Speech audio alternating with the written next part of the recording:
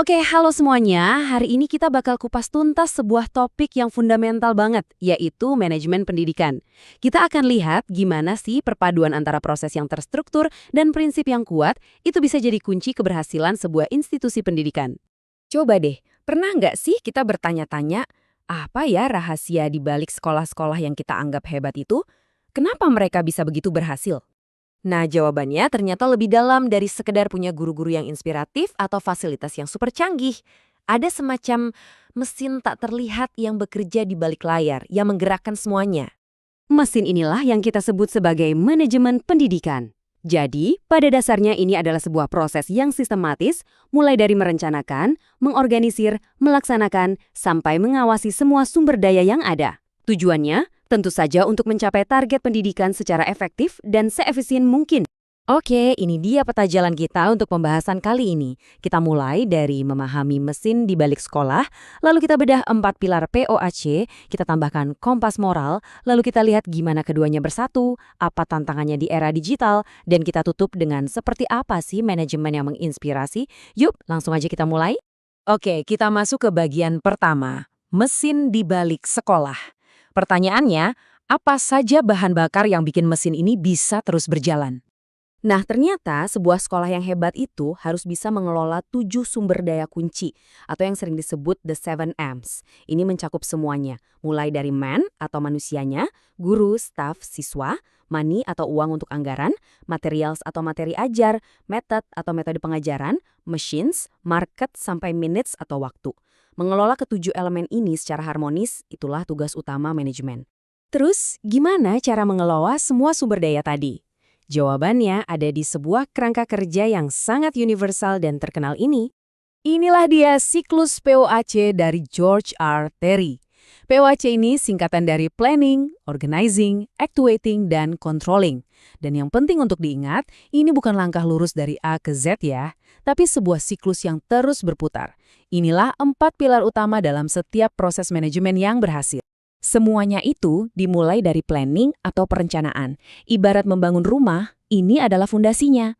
Disinilah kita menentukan tujuan, misalnya target kelulusan tahun ini, dan menyusun strategi untuk mencapainya. Rencana yang matang itu harus bisa menjawab 5W1H.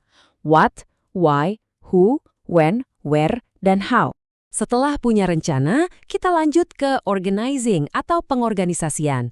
Di sini, rencana besar tadi kita pecah-pecah jadi tugas yang lebih kecil dan jelas. Siapa guru yang bertanggung jawab untuk program A, berapa anggaran untuk lab, bagaimana struktur timnya, semua diatur di sini.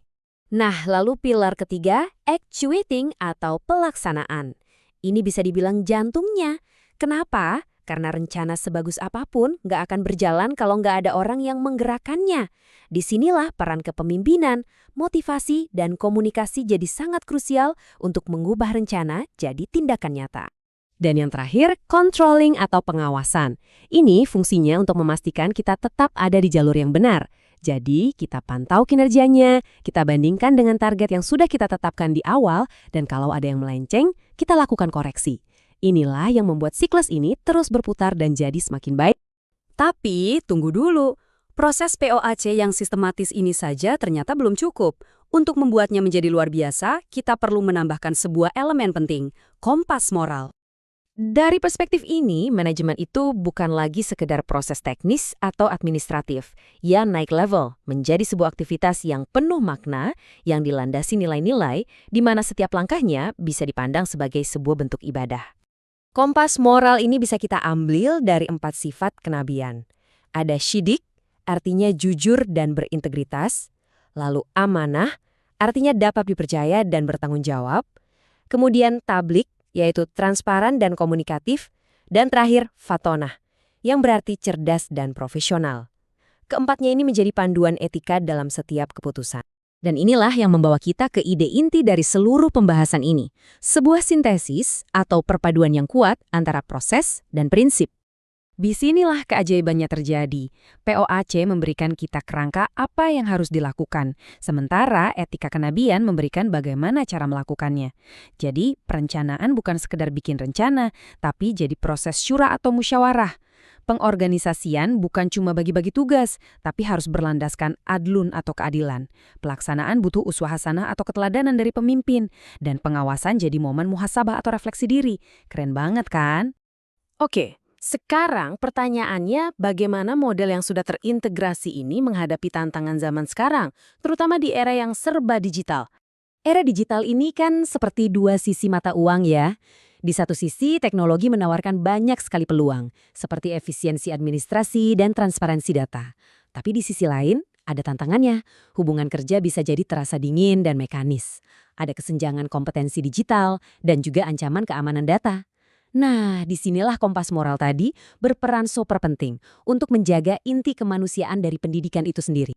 Jadi, setelah kita menjelajahi semua lapisan ini, apa ya kesimpulan utama yang bisa kita ambil? Intinya begini, kepemimpinan pendidikan yang sukses itu bukan cuma tentang jago mengelola tugas, tapi ini tentang menginspirasi orang melalui integritas dan kebijaksanaan. Ini adalah perpaduan yang indah antara mesin proses yang sistematis dan hati etika yang kuat. Dan sebagai penutup, saya ingin meninggalkan sebuah pertanyaan untuk kita renungkan bersama. Di tengah gempuran teknologi yang semakin kencang, bagaimana cara kita memastikan agar manajemen pendidikan di masa depan tetap punya hati dan mengutamakan integritas? Sebuah pertanyaan penting untuk kita pikirkan. Terima kasih sudah menyimak kali ini.